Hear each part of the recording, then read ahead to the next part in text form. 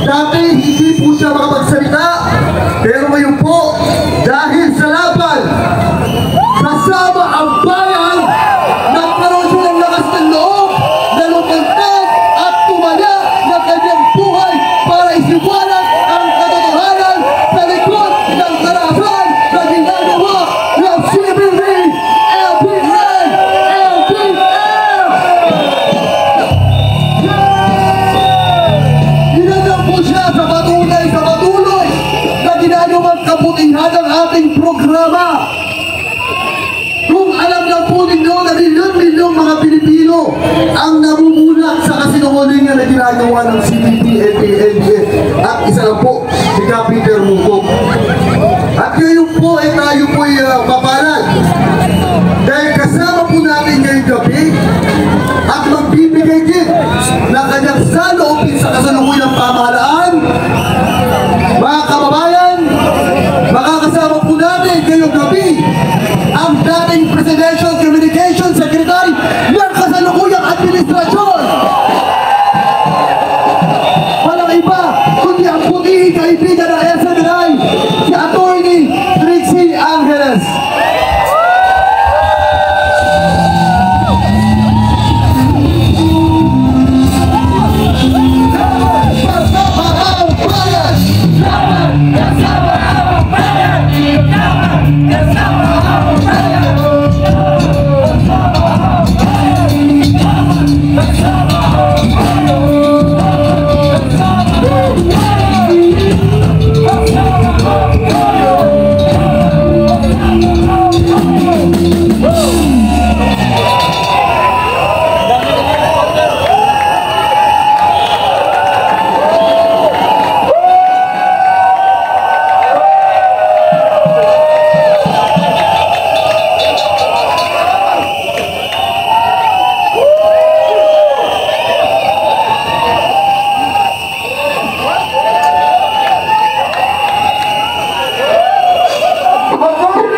Magandang gabi po.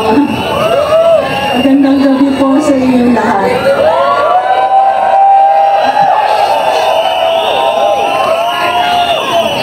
Ako po si Trixie Cruz Angeles, dating kaibigan ng Cruz. Yes! Nandito ako para makibaka sa inyo.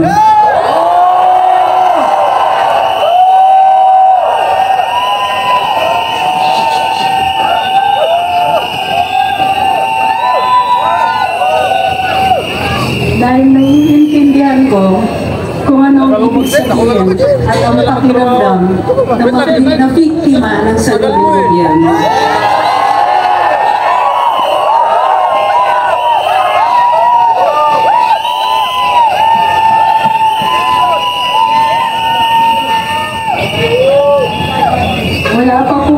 Hindi pa po nakakadalawang buwan, tinanggal po ako sa trabaho.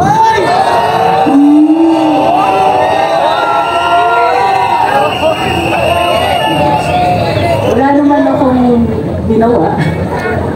Wala din naman po akong kasalanan direkta. Pero mas ninais ko na rin umalis kesa mapagbantaan pag mawala ng trabaho ang higit 100 mga empleyado dun sa pinapasukan ko.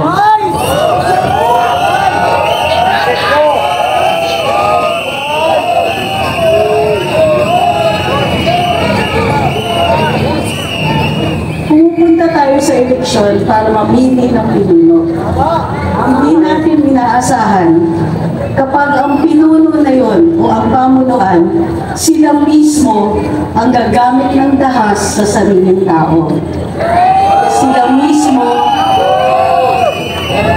mismo ang lumalabag sa saligang batas.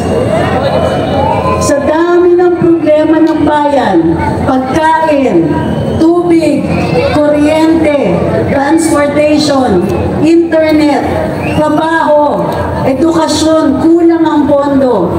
Parati na bumalik na tayo sa mga araw na tuwing may hinihingi tayo, sasabihin walang pondo para doon. Pero may pondo para doon sa kaduda-dudang 500 billion na ayuda.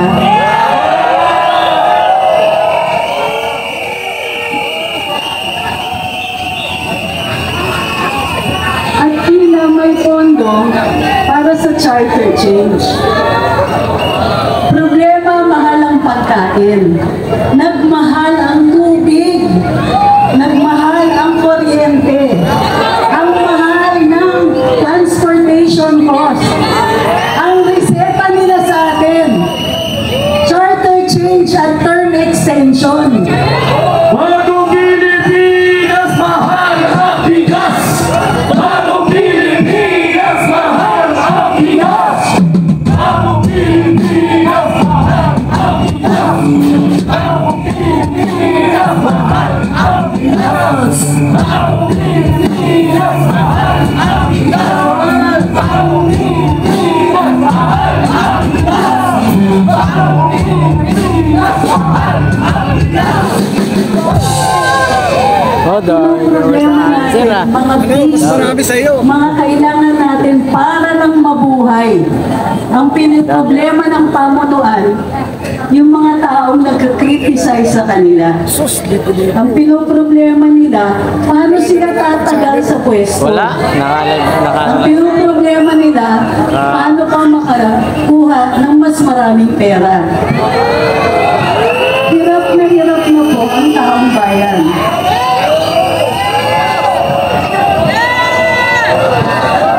Pati mga taong simpleng mamamahayag, kailangan tanggalan ng trabaho. Kaya alam ko ang maging biktima. Alam ko, yung tao na nagtatrabaho lang kayo ng maayos, ginagawa lang yung dapat yung ginagawa at dati nang ginagawa, pero dahil takot ang pamunuan sa inyo, kailangan tanggalan kayo ng trabaho at tanggalan ng boses. Justisya! Justisya! Justisya! Justisya! Justisya! Justisya! Justisya! Justisya! Justisya! Nagagalak ko po makita ko yung lahat ngayon. Hindi lang dahil buhay na buhay ang demokrasya. Pero dahil panahon na kung tinatanggalan tayo ng boses, titindigan natin ang ating karapatan. Laban bersama ang bayan! Laban bersama ang bayan! Laban bersama ang bayan! Laban bersama ang bayan! Laban bersama ang bayan! Laban bersama ang bayan! Laban bersama ang bayan! Laban bersama ang bayan! Wala pang 2 taon ng administrasyon. Maaga pa lang nakalimutan na lahat ng pangako. Hindi ba yung pagkain, pangako yun? Hindi ba yung murang bigas, pangako yun? Hindi ba sinabi aayusin, kuryente, tubig, internet? Di ba pinangako lahat yun? Nasaan na yung pangako?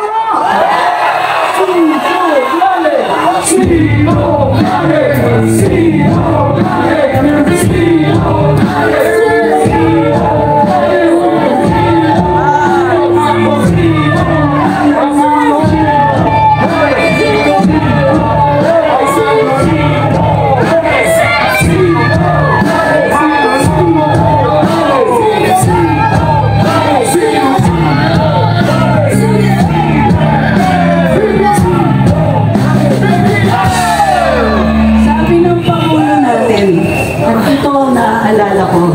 Sabi ng Pangulo natin, nakakaintindi siya sa mga taong naging biktima ng kawalan ng hustisya.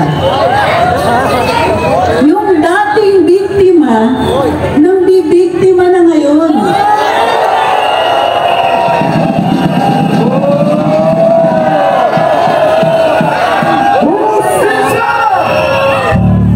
Nasa na yung pangako ng hustisya?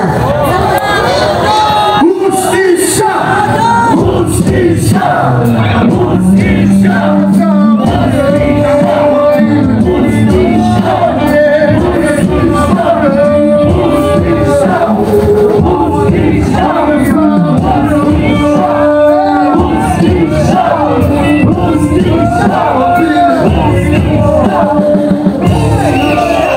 Sana konti man ng compassion, konti man ng simpatiya.